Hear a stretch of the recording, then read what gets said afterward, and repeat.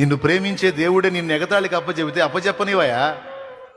నిన్ను ప్రేమించి నీ కోసం ప్రాణం పెట్టిన దేవుడు నిన్ను ఎగతాళికి అవమానానికి అప్పచెబితే అప్పచెప్పనివ్వమమ్మా, అప్పచెప్పని. నీకు అవమానం వస్తే ఎవరికి తగిలిద్ది? అది పోయి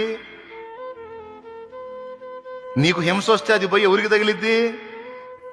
నిన్ను దూషిస్తే ఆ దూషణ పోయి ఎవరికి తగిలిద్ది? నా కళ్ళ ముందు ఒకడు నా కుమారుని తిట్టాడు,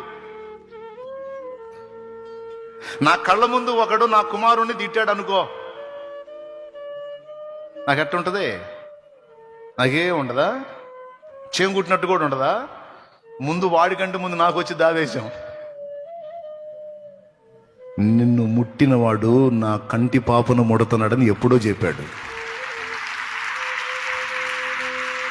ఏడిపించనివయా, ఏడిపించని.